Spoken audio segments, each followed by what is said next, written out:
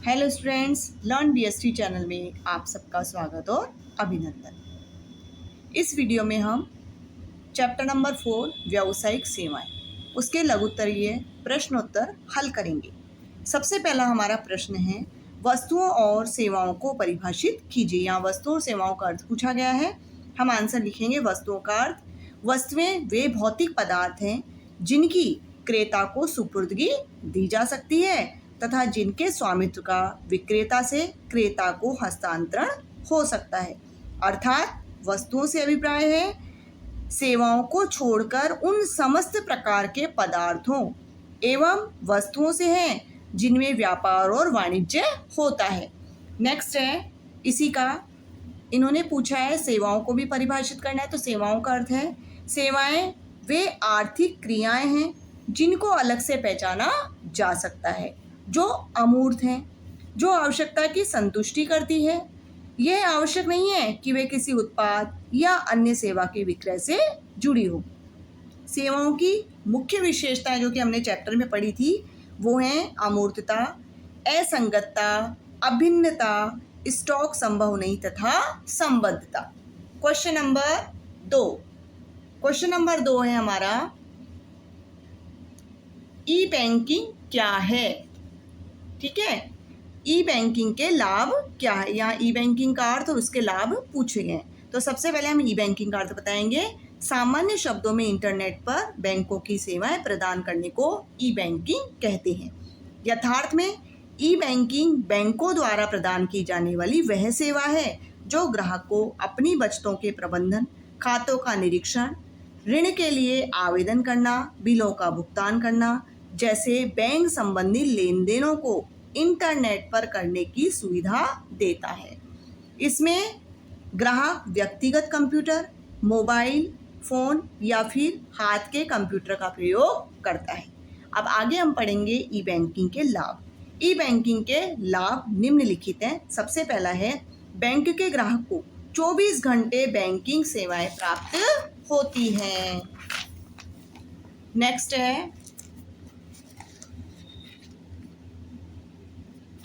ग्राहक mobile phone के द्वारा कुछ अनुमति प्रदत्त लेन देनों को ऑफिस, घर या यात्रा के दौरान कर सकता है। थर्ड है, प्रत्येक लेन देन का अभिलेखन होने से वित्तीय अनुशासन आता है।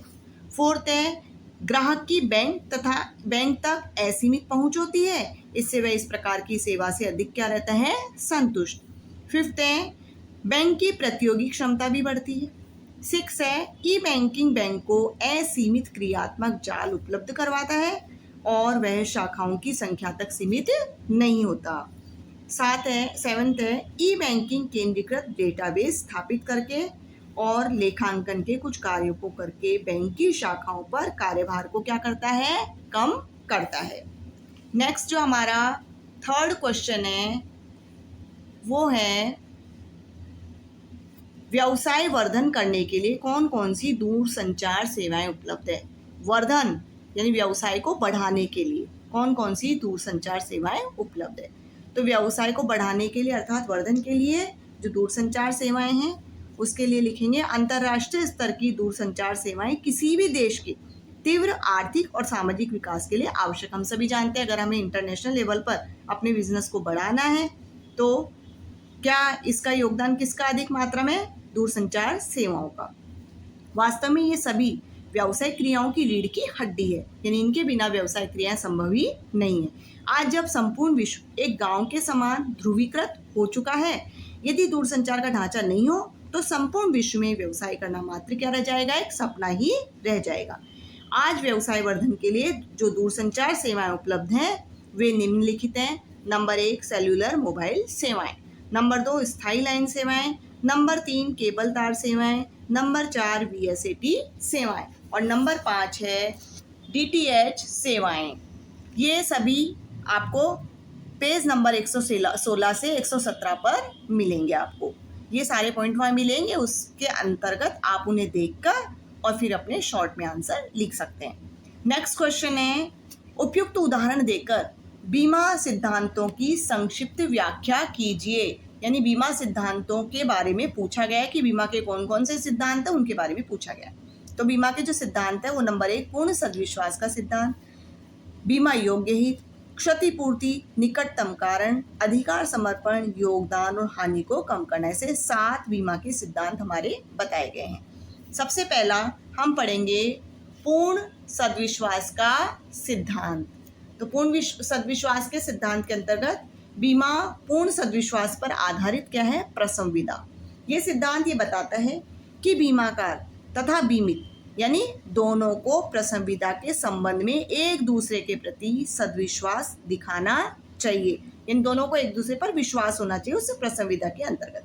विशेषकर बीमा कराने वाले का दायित्व है कि वह बीमाकार को अपने बारे में संपूर्ण तथ्यों की जानकारी देनी, पूरी जानकारी दे, वो जानकारियां जो बीमा को प्रभावित कर सकती है।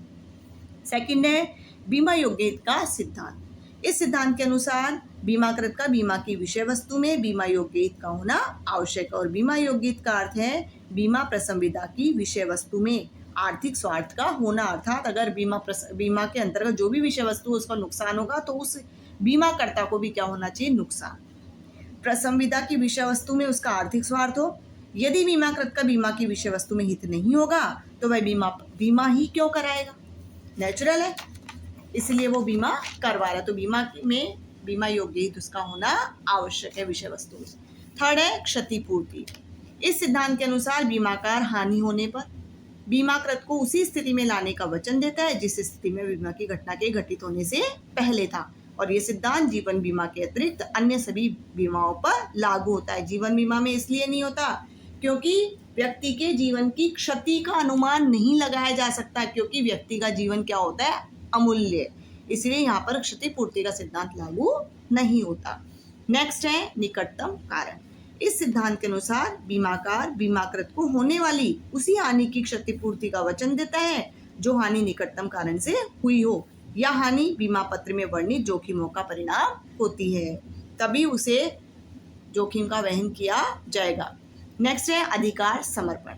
इस सिद्धांत के अनुसार यदि बीमाकार ने बीमाकृत को होने वाली क्षति की पूर्ति कर दी है तो क्षतिपूर्ति करने के बाद वह बीमाकृत का स्थान ग्रहण कर लेगा, अर्थात उस वस्तु का मालिक वह हो जाएगा। जिस भी संपत्ति का बीमा बीमाकृत ने कराया है उसकी हानि होने पर या उसे क्षति पहुंचने पर उस हानि या क्षति की पूर्ति हो गई है तो उस संपत्ति का स्वामित्व कहाँ ट्रांसफर हो जाएगा? बीमाकार को ट्रांसफर हस्तांतरित हो जाता है। नेक्स्ट है योगदान। बीमा के सिद्धांत के अनुसार बीमा के अंतर्गत दावे का भुगतान कर देने के बाद बीमाकार को अन्य देनदार बीमाकारों से हानि की राशि में उनके भाग को वसूल करने का होता है अधिकार। इसका अर्थ है कि दोहरे बीमा में बीमाकार हानि को उसके द्वारा की गई बीमा की राशि के अनुपात में बांटेंगे। जब 2 या 2 से अधिक लोगों से एक ही विषय वस्तु का बीमा कराया जाता है तो उसकी क्षति होने पर वो सभी बीमाकार उस क्षति की पूर्ति करते हैं, और अगर उनमें से कोई एक करता है तो उसे अधिकार होता है कि वो अन्य से क्षति की पूर्ति के लिए एक रेशो के अंतर्गत राशि प्राप्त करे। नेक्स्ट है हानि को कम करना। ये सिद्धांत ये बताता है कि बीमाकृत का ये कर्तव्य है कि वह बीमा कराई गई संपत्ति की यदि हानि होती है या क्षति होती है तो उसको न्यूनतम करने के लिए आवश्यक कदम उठाए। जैसे आग लग रही है तो आग से सामान को बचाने की कोशिश की जानी चाहिए ताकि हानि कम हो सके। नेक्स्ट क्वेश्चन है हमारा, भंडारण की व्याख्या करें और इसके कार्य बताइए। भंडारण अथवा भंडारगृह को शुरुआत में वस्तुओं को वैज्ञानिक ढंग से सुरक्षित रखने के लिए और संग्रहण की एक स्थिर इकाई के रूप में माना जाता था। इससे इनकी मौलिक यानी वस्तुओं की मौलिक गुणवत्ता, कीमत और उपयोगिता बनी रहती थी। वर्तमान में भंडारगृहों की भूमिका केवल माल या वस्तु को संग्रहित करने तक ही नहीं है, बल्कि ये कम कीमत पर भंडारण और वहाँ से वितरण की सेवा भी उपलब्ध करवाते हैं। अर्थात ये अब सही मात्रा में, सही स्थान पर, सही समय पर, सही स्थिति में, सही लागत पर माल को उपलब्ध करवाने में सहायक होते हैं। अब तो ये भंडारगृह माल को एक स्थान से दूसरे स्थान पर हस्तांतरण के लिए स्वचालित पट्टियां, कंप्यूटर द्वारा संचालित क्रेन और फोर्कलिफ्ट का प्रयोग करते हैं।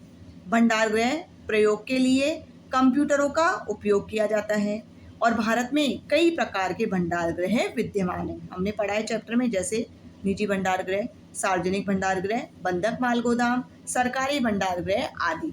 अब हम पढ़ेंगे भंडार गृहों के कार्य। सबसे पहला कार्य है संचय। उत्पादकों से आने वाले माल और वस्तुओं का संचयित करने का कार्य करते हैं।